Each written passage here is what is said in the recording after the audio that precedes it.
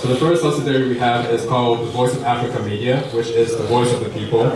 As you see, we have every content platform that's available, starting from a newspaper, I'm sure you saw some downstairs. We have a website, newsletter, podcast, YouTube channel, social media, playlist, app, and then a newspaper.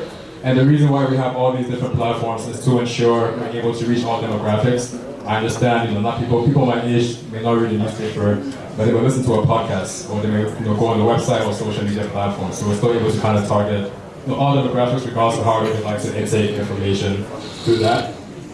We also just got accredited for the United Nations and the IMF as well too. Thank you very much. Next up, we have Experience Africa.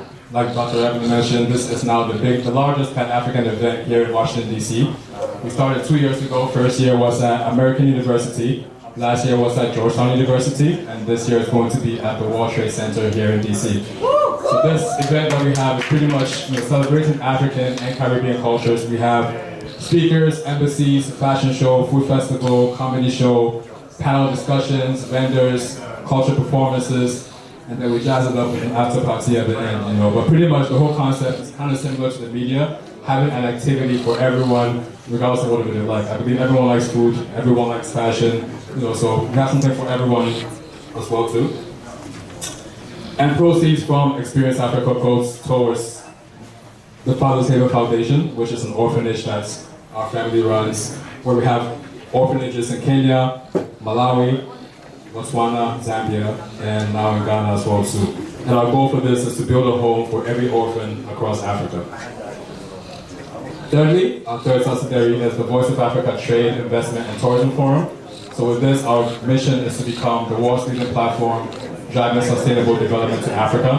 And I believe that's why it was so important to have Mr. Alfred and Mr. James talk about the role of the private institutions now that Donald Trump has decided that he doesn't like Africa anymore and he's cutting away the money.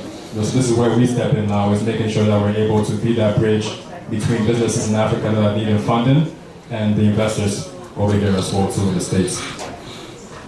Fourthly, we have Experience Africa Tours. So this was launched last year. We did a trip to Kenya, doing one again this June, so if you want to join, definitely hit me up. Trip in June is more so like a mission trip, give people a chance to go check out the orphanages, give people a chance to experience Africa as well. And then, of course, we took people to the best place for next December, which is Ghana in December. So there's some small vibes. Also took some real estate agents. So last year we took 32 real estate agents in December, and we actually had 4 of them invest in some properties. So Mr. Lagos, we can work together and see how we can bring some Nigeria people there. And last but not least, we have creating the seat at the table, building Africa together, which is our Ambassador of Africa program.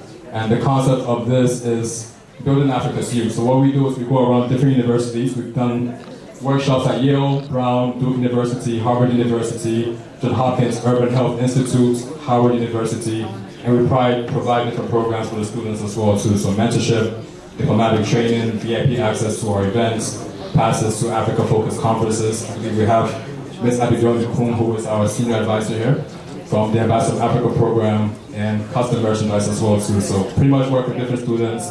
They give us goals and dreams that they have in Africa, and we put together the resources to make sure that they can do that. So thank you very much for coming to our session in collaboration with the Africa Business Club, and we're going to move on to the next presentation.